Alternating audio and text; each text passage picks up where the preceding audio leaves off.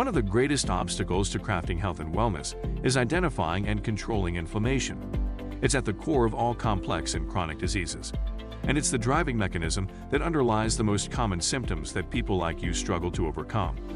Join us as we explore cutting-edge science and research to give you the information and tools you need to create the quality of life you want and deserve. And now, here is the host of Inflammation Nation, Dr. Stephen Noseworthy. Hey, good morning, everybody. It's Dr. Steve Noseworthy back again with another mini-series in the Inflammation Nation podcast. We're going to spend some time talking about detoxification and dispelling some of the myths and misconceptions about what detox is and how it's done properly.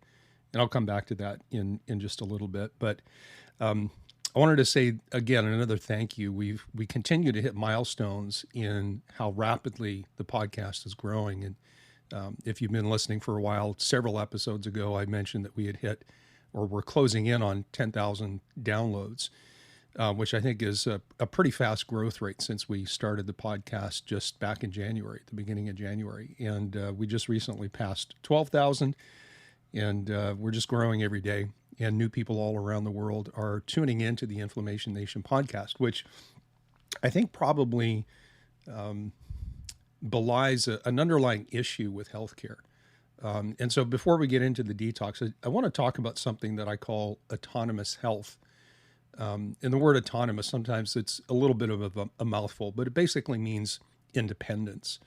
And autonomous health is about becoming relatively independent of the conventional medical system.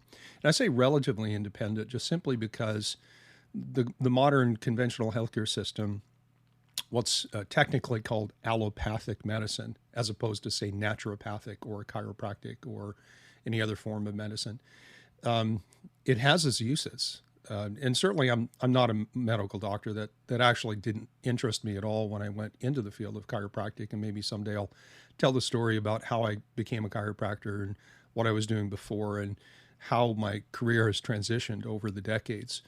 But nevertheless, allopathic medicine excels, pardon me, and really shines in certain contexts. And that would be things like emergency medicine or caring for people who have established long-term disease processes. And, I myself have availed myself of allopathic medicine many times throughout the course of my life, mostly for orthopedic issues. Just to tell you a little bit about my story, I actually have had both of my hips replaced, and I had that done when I was, how old was I? I was 55 years old. And certainly I was athletic in my youth and played my fair share of like explosive jumping sports. I was a basketball player, a volleyball player at the national caliber level, and also did, a little bit of track and field and all that kind of stuff when I was younger. But nevertheless, none of those things are sufficient to break down someone's joints to the point where they need joint replacement at the age of 55. And it turns out that I had some anatomical anomalies that are not all that uncommon, but where the shape of what's called my femoral head, where the leg bone sits up into the pelvis, was slightly irregular.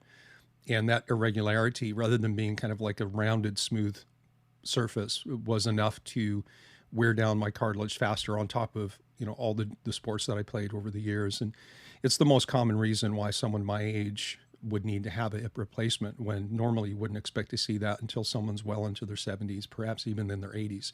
But nevertheless, that's a whole different conversation and story. But my point is that I have no problem with conventional medicine. That's not true. I have a lot of problems with conventional medicine, but I have no problem with conventional medicine when it does what it's really good at. And, one of the issues, getting back to this idea of autonomous health, is that there's typically a huge mismatch between what the average healthcare consumer is looking for and what the conventional system provides. And just to boil it down to simplicity and truth, that the conventional healthcare system is focused on identifying and managing disease processes with drugs and surgery. I mean, that's it. That's how medical doctors are trained. And thank God they are trained that way. And thank God most of them are very good at what they do, simply because there are times when surgery is necessary. There are times when medication is necessary. But the flip side of that is that there are so many health issues and challenges that people, perhaps like you, suffer, that really have nothing to do with the disease process per se. And all of these are rooted in some way, at some level, in an inflammatory process. And all of these underlying mechanisms, which may or may not have some kind of a disease process involved, whether that's autoimmunity or something else that's, say, diagnosable, but all of these things that have some kind of an inflammatory response associated with them, there is some degree of impact of things like diet and lifestyle and environmental exposure on how inflamed your body is, and how that changes how all your major systems operate. And we just went through and finished off a relatively long series on inflammation and hormones and how that impacts health. And if you've not listened to that, you might want to go back, even if you don't have hormonal issues and complaints at this point in your life. If you are part of the inflammation nation and you're kind of in this kind of no man's land where you're suffering with symptoms and changes in your quality of life, and conventional medicine has not given you the answers or the results or the hope that you're looking for, then you need to educate yourself as best as you can about all aspects of health and wellness. And that necessitates understanding inflammation, and perhaps at a level that your doctors don't. And, one of the things that I've found, and I've been in the natural medicine business since 1995. So that, puts me over a quarter of a decade at this point. And what I've noticed, one of the things I've noticed over the last couple of decades, is that the people that I work with are increasingly more discerning and educated about health and wellness. The average client who contacts me to have me put together a personalized wellness program, if you want to call it that, is they just know a lot more than the clients I worked with 10, 15 years ago. And that's obviously due to the internet and the accessibility of information. But there is a flip side to that, which is there's a lot of bad information out there. And in this mini-series on detox, I'm going to try to dispel all of that and, talk about what we might call the new science of detoxification. But we have some groundwork to lay first. And so back to this idea of autonomous health, it's about being relatively independent of the conventional system. It's there to be used when it's appropriate. I believe that there's always the right tool for the right job at the right time, and sometimes that does involve allopathic medicine. But part of the problem with allopathic medicine is that because the average conventional medical doctor is not trained to talk to you about diet or lifestyle or exercise or environmental exposure and toxins, they're basically there to refer you to specialists or to give you basic medications, and obviously refer you to surgery if that's something that needs to be done. But they're not going to guide you in anything other than that, unless you have someone who is thinking outside the box, and unfortunate to say, is risking the ire and the disapproval of their colleagues. And here's just an aside story. As I'm recording this right now, my wife Kathy and I were up in Eastern Canada visiting my dad. Not to turn this into a personal story, but we lost my mom. Actually, both of us lost our mothers in 2020, right before the whole pandemic craziness started. And we lost them 6 months apart, 6 weeks apart. And my mother-in-law gave in to pancreatic cancer after fighting for a year and a half. And this was down in Florida, which is where we're based, technically based. And my mom, 6 weeks later, passed in St. John's, Newfoundland, Canada, where I'm from, 6 weeks later.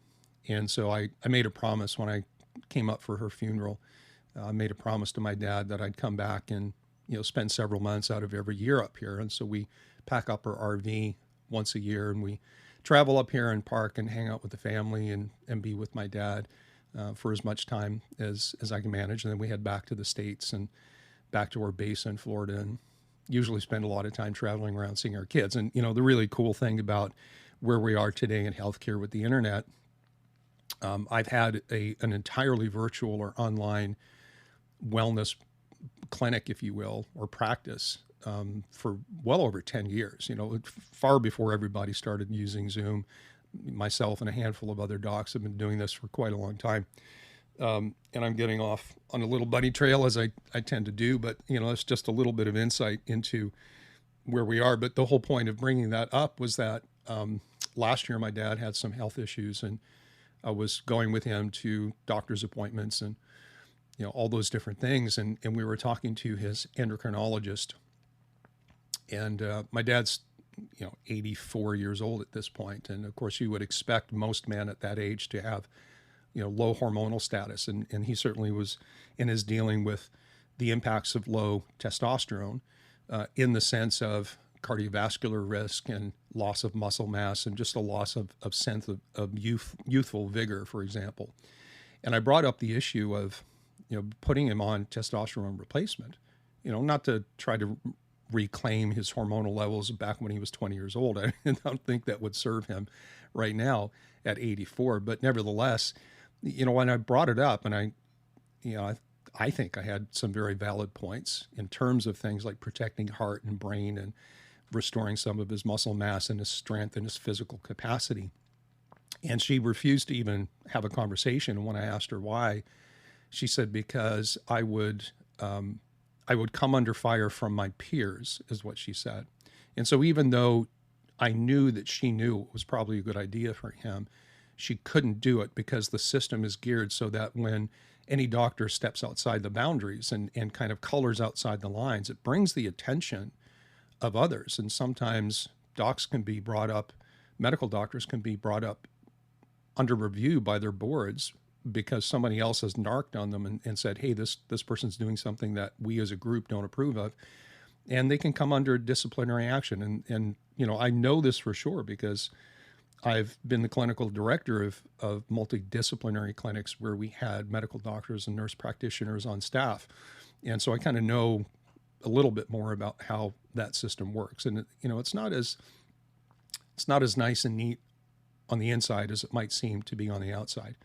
But nevertheless, back to the core issue, and I guess I'm rambling because I feel guilty because I didn't put out an episode this past Thursday. I'm actually an episode behind. So we're going to go a little bit longer today, and we'll try to cover the content of 2 different episodes just in this one.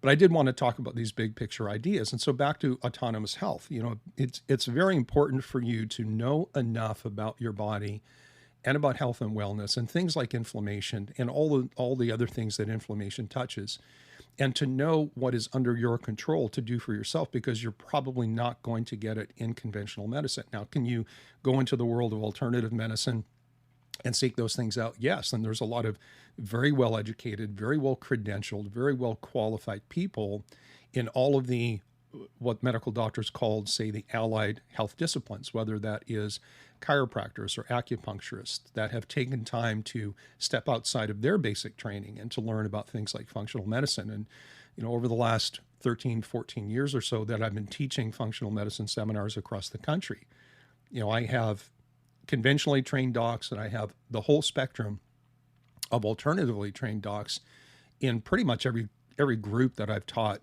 in the last 10 to 15 years.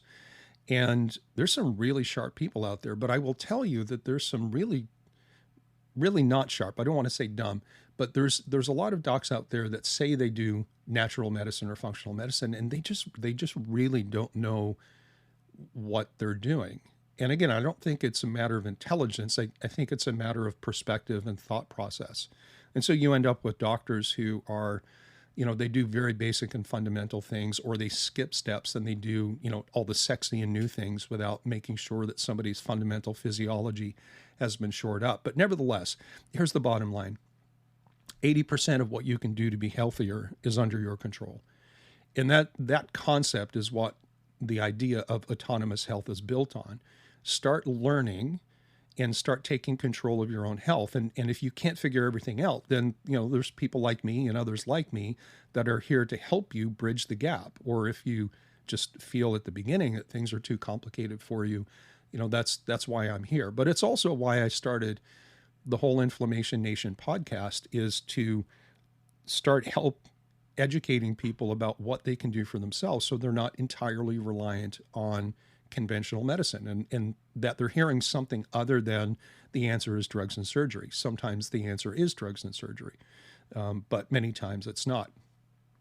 So let me just kind of give you a big picture idea of what the whole detox, like this new science of detoxification, is all about. Because there's a big problem in the information world of the internet, and the other place you'll see these things is you'll see it in the grocery store. All the magazines that tout these 3-day juice cleanses or detox for 2 weeks and lose 30 pounds and all this just kind of nonsense. But when we look at the body of literature on detoxification, which is detoxification or detox is the word that I'm going to use throughout this series, just because it's the word that most of us use. But the technical word is really biotransformation. And I'll define this a little bit later, but that's the word typically that you'll see in the medical literature. But when we look at the body of literature on detox, I think it becomes pretty apparent very easily that, number one, detoxification is an ongoing process. You should never really think of detox as an event, like I'm going to do a detox, because you're detoxing all the time. The question is how effective and how efficient is your natural detox process? And the other side of that equation is, what is your environmental exposure? Do you have a chemical burden? The answer is yes, you do. We all do.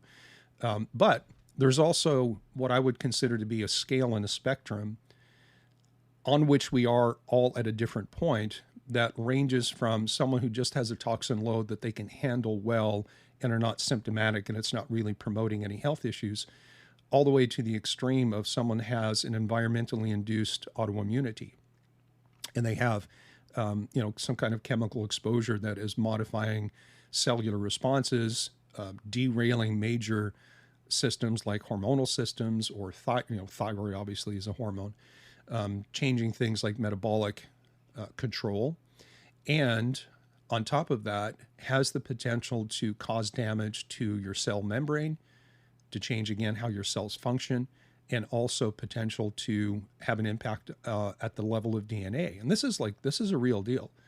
And so the last thing I want you to think is that, especially if you're listening to podcasts like this because you do have some significant health challenges, please don't think that you can drink lemon juice water or do a juice cleanse for 2 or 3 days or even a couple of weeks and really have some long-term significant impact on whatever is going on with your body. It just doesn't work that way. You might have a short-term impact, for sure. But I'll tell you that if somebody does a short-term detox, whether it's, a liver cleanse, taking herbs like milk thistle or dandelion or whatever the case is, or supporting their kidneys and doing saunas, and if that makes a huge difference to their health and well-being, they really didn't have a big problem to begin with, because the process of detoxification, as I said, is an ongoing thing.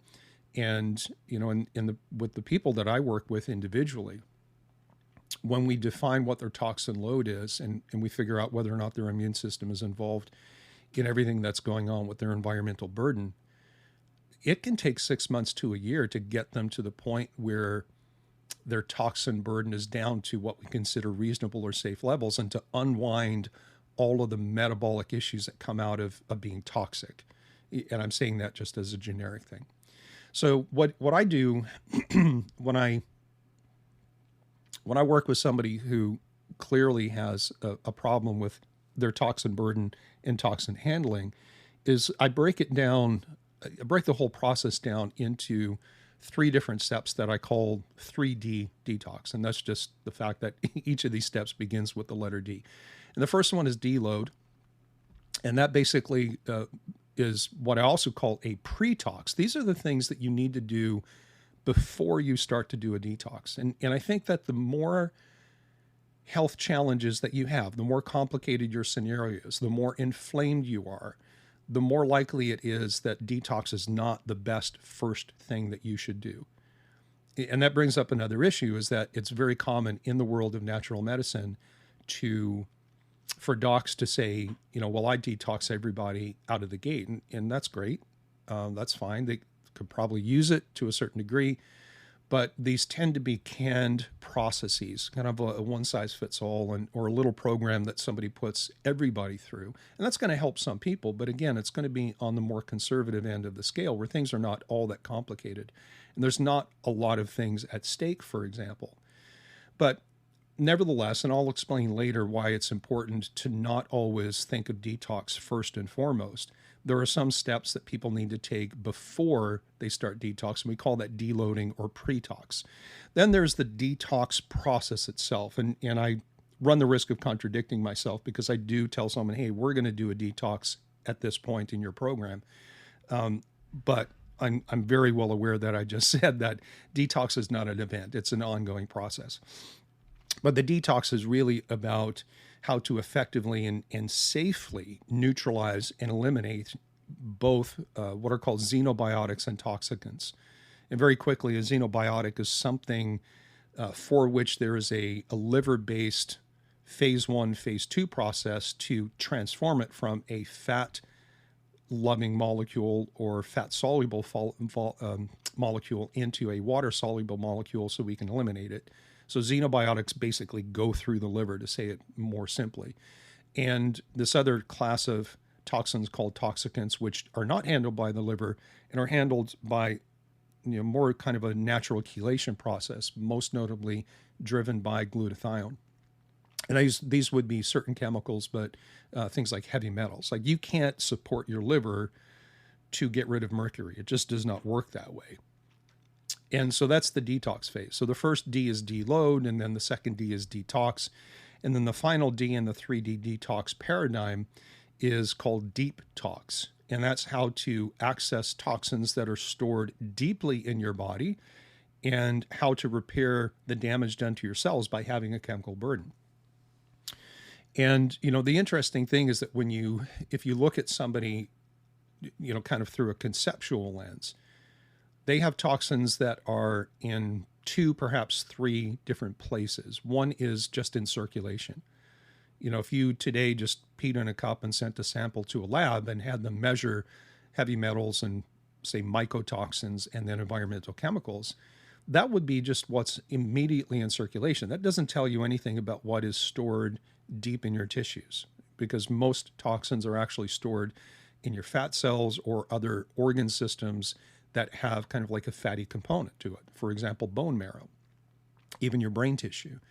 There's a lot of phospholipid content there. And this is where chemicals and toxins like to hang out. They like to hang out in fat cells and fatty type tissues. And so we have chemicals that are in circulation. We have things that are stored deep in your tissues. And then there's what we call the extracellular space, which is the kind of the space in between your bloodstream and being inside your cell itself. And so this is where toxins live. And, the last thing that most of us want to do is just get really aggressive with the detox and start pulling things out of storage immediately without taking steps first to make sure that your body can handle that. And that's really what the concept of deload and detox and putting that in front of the deep tox is all about. So that's kind of a general overview, and we'll come back to these concepts as we continue to go through. Let's talk about like how polluted are we? This is kind of very concerning, or at least it should be. If you look at, and this is data that's very easily found just through a simple Google search, but when we look at worldwide chemical production, the U.S. ranks 84th. Certainly there are other countries, and despite all the talk about climate and environment that we see in industrialized countries, U.S. is ranked 84th in terms of the level of pollution. Now that's still a lot, and it still presents a major challenge. But we're not number 1, we're not number 10, we're not number 20, we're number 84. United Kingdom is 92nd, and Canada, my home country, is 97th. Again, I'm not saying it's not an issue. I'm just saying, given how bad things could be, especially compared to some of the other industrialized countries, we have a relatively clean environment, but it doesn't mean it's perfect, and it doesn't mean it's great, and it doesn't mean that it's not having an impact on people. For example, in the European Union, they produce approximately, and these numbers change just a little bit every year, but they produce about 230 million tons of chemicals every year. And in the US, and this number is as of 2021, in the US, we produce 946 million tons of chemicals every year. And currently, there are about 80,000 man-made chemicals that are known to exist in the US.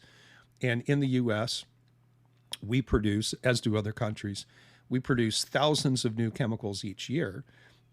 And part of the problem is that this industry is governed by what are called post-market laws, which means that countries don't have to prove that chemicals are safe before they put them in the environment. The system is set up so that once an chemical is introduced into the environment, it takes a whole bunch of people having really serious problems before anybody cares and might take steps to limit their exposure or even, ban the production of these things, as was done, for example, with the chemical DDT that was used back in the 60s and early 70s to control mosquito populations before everyone realized, hey, this is not good, and they banned its use in, I think it was 1972.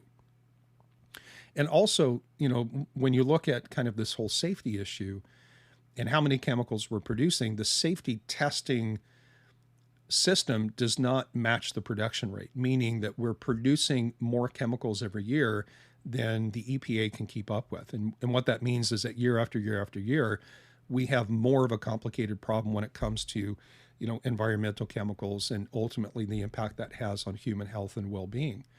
And, sad to say, but, when we look at, the projected rate of growth of chemicals all the way out to 2050, we're projected to have 4.5 or 450% more chemicals in the environment in 2050 than we did back in 2000.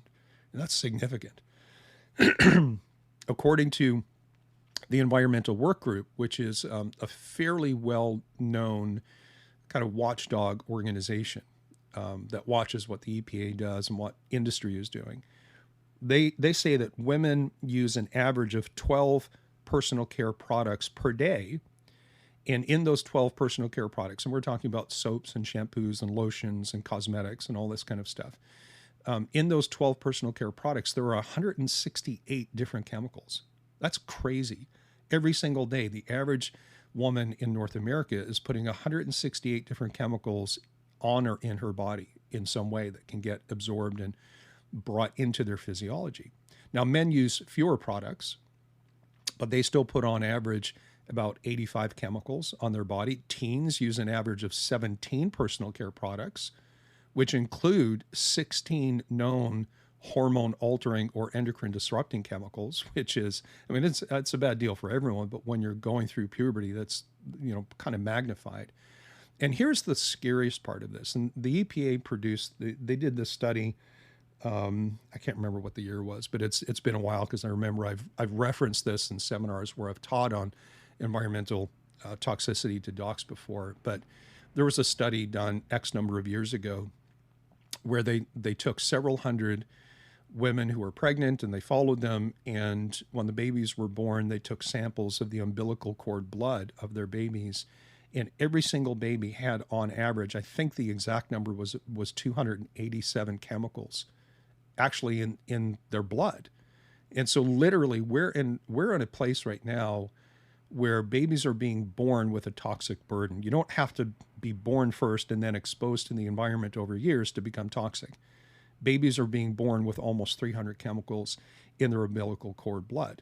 And this leads me to, kind of one of the core concepts in understanding the whole issue and the whole problem with environmental toxicity is that exposure to toxins in today's day and age is an inescapable fact of life. And it's not a matter of if you have a toxic load. The question is, how bad is it? How much of this stuff do you have? And how is your body responding to that? Because quite clearly, you can have two people who live in the same house, work in the same job, the same office building, eat the same diet, breathe the same air, drink the same water, and they will have two different toxic loads, even though we're all exposed to the same things. And this is, again, let me just say it again, exposure to toxic chemicals is an inescapable fact of life. There's no such thing as being toxin free. And this is why when we do clinical laboratory testing to define someone's chemical load, there's always a normal range. You know, the normal ranges are not zero, unfortunately. The normal ranges are based on this concept of below a certain threshold, we think that these chemicals are not going to cause a problem. And that's not entirely true, as I will explain a little bit probably on a different episode. And so just to kind of give you a little bit of insight here, there are two things that are at stake when it comes to your toxic burden. And one is quantitative, the other is qualitative. And the quantitative aspect of that is how much do you have? And certainly more of a toxic chemical tends to cause more of a problem. But the other qualitative aspect is whether or not your immune system is involved in reacting to the chemical itself. And that's a little bit of a misdirection. It's not really the chemical itself, because your immune system can only react to things that have protein structures to them. And so if your immune system is reacting to your chemical burden, it's because those chemicals are binding to your own cells, which has a protein structure. And now your immune system can recognize that, and it can react to the combination of some kind of a toxin plus your own tissue. And that represents, let's say, the most extreme form of environmental toxicity, which is where you're actually, the chemical load is driving autoimmunity. Because when you have an antibody, when your immune system creates an antibody to the complex of a toxin plus your own cells, it makes it to the U part of that. It makes it to the protein structure of the cell in your body that the chemical is bound to. It doesn't react to the chemical itself, but the complex of the two linked together. And that's very important to realize. It's not a question of do you have a chemical burden? You do, but how bad is it quantitatively, and what's going on qualitatively with your immune response and your immune system. So let's talk a little bit about, three different ways that you can have a toxin problem. Number one is you can be exposed to too much of something. Like I said just a moment ago, most of us live similar lives, and we're all exposed to the same types of chemicals from the same sources, generally to the same degree. But every once in a while, someone might have a hobby or a job that exposes them to certain chemicals more than the average person. And I may have used this analogy just not too long ago, and forgive me if I repeat myself, but just in the last year or so, I've been working with a gentleman who owns like an auto body shop, and he's frequently doing some of the work himself. And so he's working with solvents and degreasers and different types of industrial paints. And lo and behold, because of his job and his exposure that most of us don't have, he has certain chemical load that I wouldn't expect from the average client who doesn't do that type of work. And so, if you are not, and here's another example, just to kind of hit the point home, is that another person I'm working with owns a construction company. And again, it's a small operation, and he does a lot of the work himself. And we find in his toxin burden assessment, we find that chemicals associated with the construction industry are higher in him than I typically find with other people. But we're all exposed to those, right? We're all exposed to plastics and insulation and all different kinds of things. So how do you actually get a toxic burden? Number one is you get exposed to a lot of something, and sometimes unique things based on your personal life and maybe your professional career. You can also have a problem with toxins because of some kind of a genetic glitch. And we haven't talked about genetic polymorphisms or single nucleotide polymorphisms, what are called SNPs. These are basically gene variants that we all have, most of which are inconsequential when it comes to the clinical perspective in your health. But sometimes people have specific gene variants that reduce the efficiency of, say, the liver enzymes that are used in phase 1 detox. And they might have methylation defects or defects in the enzymes that produce glutathione, which handle different types of toxicants and so on and so on. And so, to be honest, some people are just poor metabolizers. Some people are very good metabolizers. And sometimes you can recognize this in yourself. If you're the type of person who tends to get the side effect of any supplement or medication that you take, or if you have to take very small amounts compared to, say, what a standard dose is, because a standard dose is too much for you, then you probably have some kind of gene variant that's impacting your detoxification capacity. And that's just a whole different conversation, because it's a relatively new field of research to look at genes and how they affect our response to diet, lifestyle, and environment. But that is a very common thing. And then the final way that you can actually have a toxic problem, or a toxin, let's call it a toxin problem, is you can lose tolerance to your environment. Now, I've mentioned this concept, and it's an immunological concept. I've mentioned this concept of loss of tolerance before. And tolerance, as it relates to the immune system, has to do with your ability to not react to something. And there are a lot of people who have the same toxin burden that perhaps you and I have, and maybe we're sick with it and they're not. And the problem is our immune system is broken down and theirs hasn't. And so when you lose tolerance to the environment, you get things like chemical sensitivity. You're the person who has to get all new, personal care products with lotions and shampoos and soaps that you use. Maybe you've had to go to super clean cosmetics or change out all the household cleaners in your home because you can't be exposed to the harsh chemicals. Or maybe you're the person who smells gasoline or strong perfume, and you get a headache, or you get brain fog, or you get tired, or you get an anxiety attack. And not to say that these are the things that always come out of some type of environmental response. That's going to be unique to you as an individual, but these are the things that I commonly see with the one-on-one clients that I work with. Just give me a second to take a little sip here. But I'll tell you that when we're dealing with a toxin problem because somebody has lost tolerance to the environment, number one, that's an immunological issue. That's not necessarily the environment itself, but it's a change in how the body is responding to that. But the key thing with loss of tolerance is that it doesn't take exposure to more toxins to make you sick. All it takes is losing tolerance to what's already there. And so maybe you haven't had any unusual toxin exposure than, say, I have, or your neighbor, or your brother, your sister, your mother, your spouse, or whatever. But you've had something happen in your physiology where your immune system has broken down to the point where it now reacts to things that you've always been exposed to that are already inside your system.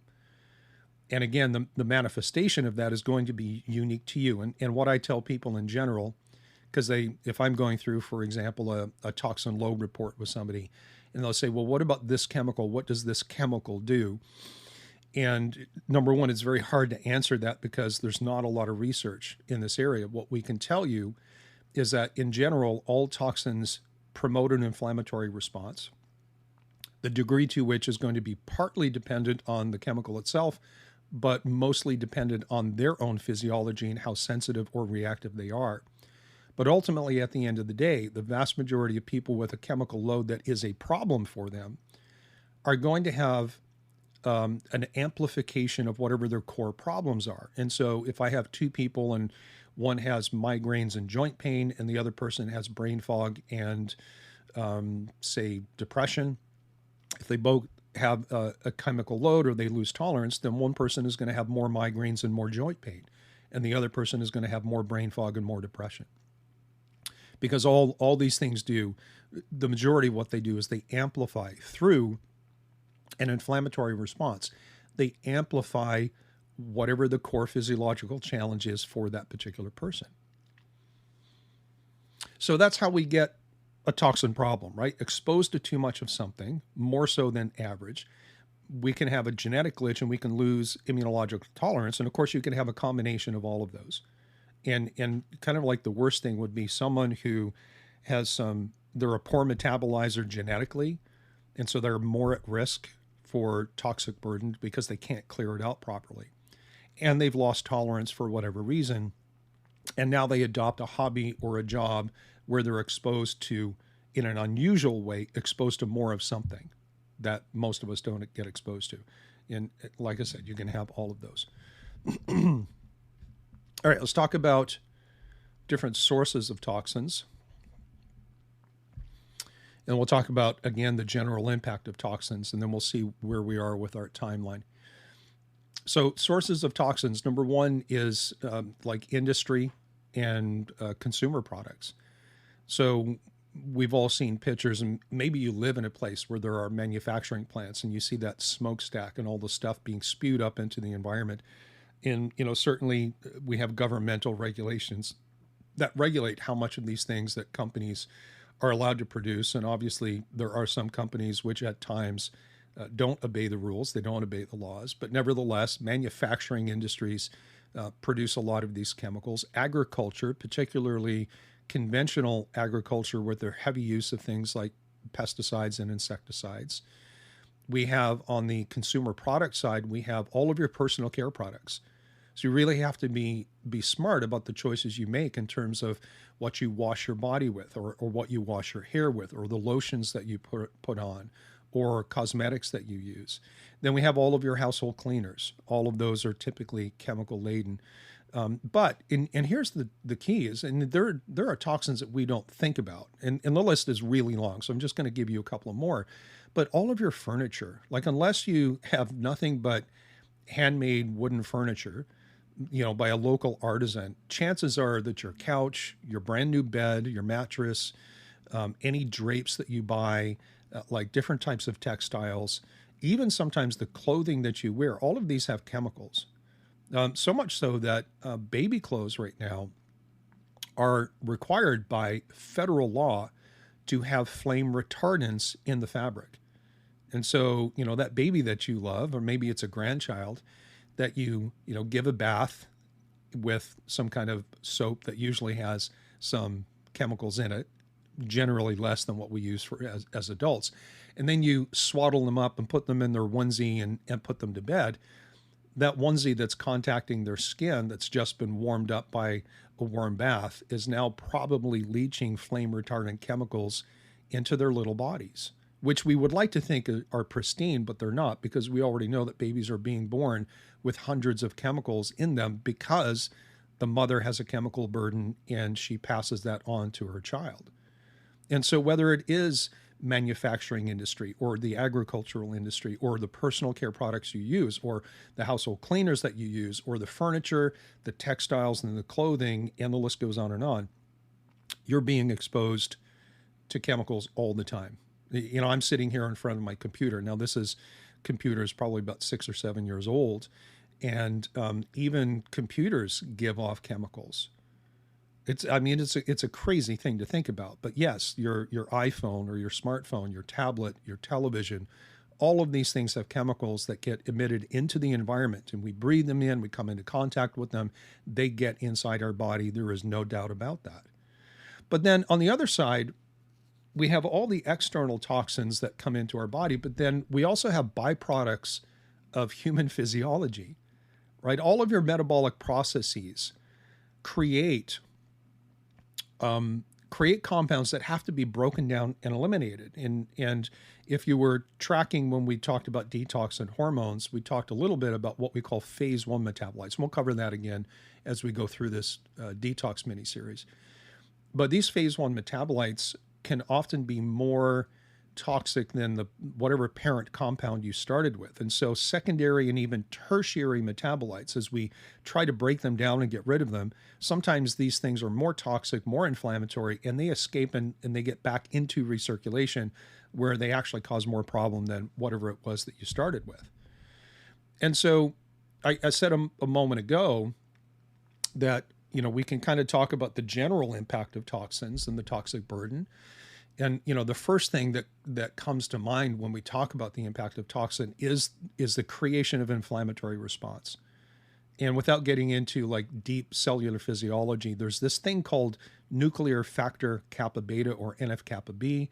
There's a bunch of people out on the internet been talking about this for the last, year or so, people who are podcasters or clinicians like myself. And NF-kappa B, basically, it's a cellular signal that tells cells to become inflamed. And so whether it's environmental toxins or stress reactions or infections or even hormonal imbalances or changes in blood sugar stability, all of these things drive inflammation by doing one thing, and that is the activation of NF-kappa B.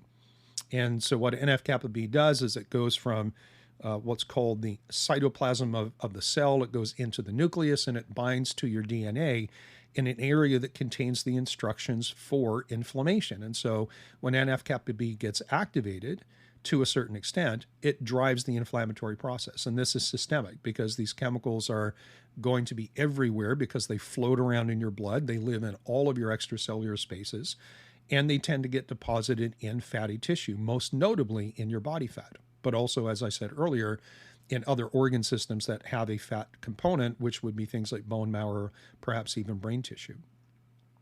So activation of inflammation is one of the key things that happens.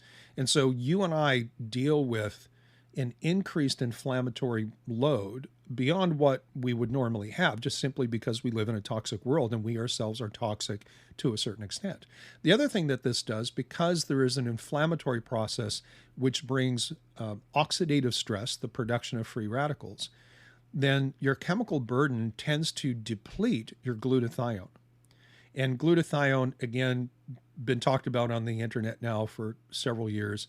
Glutathione is your major intracellular antioxidant. It's an amino acid, a blend of 3 different amino acids. So basically, it's a small peptide, if you would call it that. And this molecule called glutathione does several different things. Number one, it quenches the free radical oxidative stress that comes with your inflammatory load. And so what ends up happening, because glutathione does other things, is if your chemical load and your inflammatory oxidative stress levels go high enough, you can deplete glutathione, which is interesting because glutathione is one of the key ways that we drive the phase 2 process of liver detoxification. And so one of the things that allows us to handle the inflammatory load and protect ourselves from that is also one of the major things that we use to detoxify. And so we end up with a double whammy. We can't protect ourselves against inflammation and oxidative stress, and we get further degradation of our ability to clear out certain types of chemicals. We also know that toxins can disrupt the hormonal system. I'm not going to go into that again because we just did an episode on that not that long ago, but I will point out that most of the research in terms of endocrine or hormonal disruption by chemicals shows us that it's mostly the thyroid system and the estrogen systems that tend to take the burden or take the hit. And what that might mean is that women are particularly more susceptible to environmental toxicity and having that change their physiology than, say, a man is. Not that their thyroid system is different than ours, but certainly when we look at reproductive hormones, there's a lot more emphasis of the estrogen system in women than there is in men. Then we also see with toxins is the activation of fat cells. And this is an interesting concept because for decades, science in general thought that your fat cells were just a passive place where we stored excess energy. Not getting into the mechanisms of creating body fat and all that kind of stuff. But the bottom line is what we know now is that certain types of body fat, particularly visceral fat, the fat that is inside, say, your chest and your abdominal cavity that surrounds your organs to protect and cushion them, when they get activated, and many mechanisms can do that, including an environmental chemical load, what ends up happening is that these cells start to produce inflammation, just like other cells do, and they can secrete hormones that then change things like hunger and satiety signal. And it can affect how the hypothalamus works in terms of regulating food intake and the desire to move and exercise and how we extract calories from our diet. And so activation of fat cells, changing them from just simple energy storage depots into immunologically and hormonally active cells that can mess up your metabolism. We also know that toxins can skew your immunotype. And that's a relatively new term. Well, I shouldn't say that. It's been in the literature for a while, but it's only in the last, we're going close to a year now, but only in the last year that we have any testing to actually define with some detail that makes any difference to us how your immune system is balanced. And is it responding appropriately to some kind of a challenge, or does it have some kind of dysfunctional profile that is actually promoting part of your problem? This is called defining your immunotype. And what we find in the literature is that if somebody has, for example, a depressed natural killer cell population, or if they've skewed towards a Th1 and a Th17 dominance pattern, maybe they've lost their CD4 cells or their CD8 dominant or something like that. These are all different types of immunotypes. When we look in the literature, environmental toxicity can cause all of these things. And here's the challenge. It would be so nice for me as a clinician, helping people like you, if I could measure your chemical load and find one chemical elevated and measure your immunotype and have one type of cell either increased or decreased so that that's all I'm dealing with.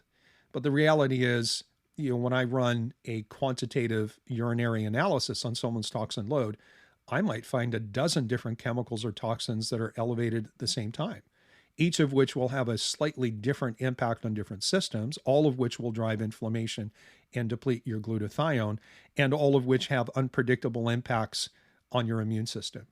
And so we can't look at someone's chemical load and predict how it's going to affect their immune system. We have to look at both, which is the advantage of having high quality, very reliable and accurate testing, which we do today, which is fantastic. And then the final general impact of toxins is to break your immune tolerance. And we've just defined tolerance as the ability to not react to something.